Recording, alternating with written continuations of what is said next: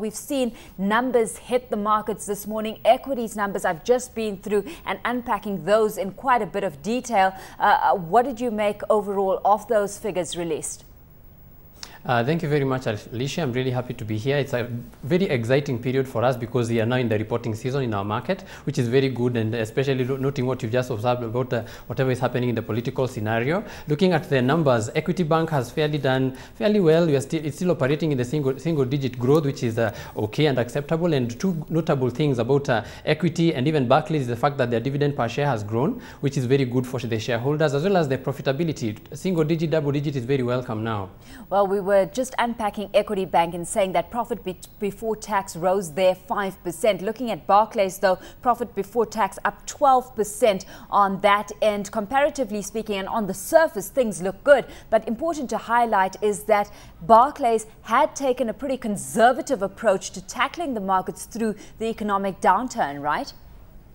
Yes, thank you very much for that observation. When you look at the details, especially in terms of Barclays, their loan loss provision was reduced significantly, which was one of the ways that they were able to increase their profitability. But interest income was not on the rise, actually it declined. So basically they were able to control their expenses, which is notable. But it seems their lending has also been conservative compared to Equity Bank, whose loan book grew significantly, and even their NPL was also notably high, very, very high.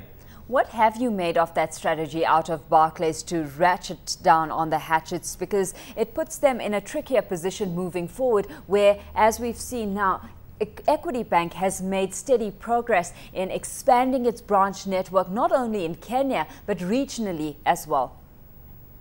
Well, equity strategy has been very, very multi-pronged, which is very, very encouraging for a market like ours, which helps it to be very dynamic, and especially in terms of the expansion, which has been consistent ever since equity started coming into the limelight, and now that's even categorized as a Tier 1 bank, while Barclays noting the fact that it is more of a regionally owned or internationally recognized bank. The strategy is fairly conservative, mainly because it has to be able to line together with the global market player. So definitely because of that, you're seeing the strategy being a bit conservative, though the asset base is something that keeps it very, very well positioned for the market.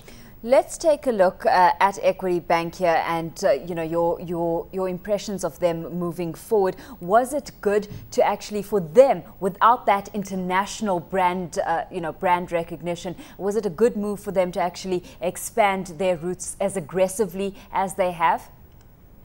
Well, for Equity Bank, basically one of the things that they really enjoy is the loyalty in terms of their local markets as well as the regional markets, which relatively protects them from what is happening in terms of the global markets and some of the things that had been affecting some of these other banks, are the global recession and such kind of things. And so because of that, Equity has been able to expand, although it looks a bit aggressive for a bank which does not have such a brand name in terms of international recognition, but basically because of their strategy, which has helped them to be able to sell themselves. Equity Bank is one of the brands that most international banks are even coming to emulate. Mm-hmm. Let's take a look at a few other counters catching attention. Kenya Airways, as I said earlier, was the most active counter on the bourse yesterday. It closed unchanged, though, at 48 after having traded at a high of 48.25. What's your view on the stock, bearing in mind that those costly fuel hedges will be rolling off right now?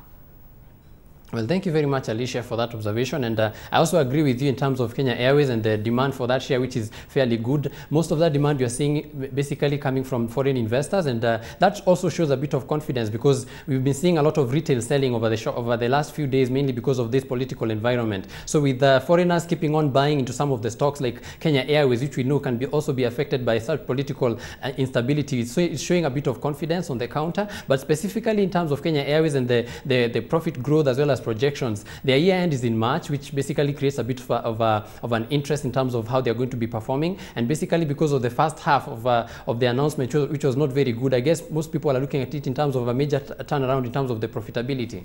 What's interesting is that we had Kenya Reinsurance, the third most active counter yesterday, closing at 12 shillings 95. But traders are saying that it's trading on a trailing PE of 6.54, which makes it quite inexpensive on a PE basis, right? Yes, very much. Most of the financials, basically the average PE is 10 and above. So when Kenya Re is doing below 10, definitely it's a very, very good buy as at now. Though most of the insurance stocks in our markets have not been performing very well, looking at Pan-African Insurance and such. And because their end of year results are almost about, we might be seeing a bit of a demand on that stock. But it seems that people have already done their projections and they're looking at it in terms of more of a long-term buy as opposed to speculative.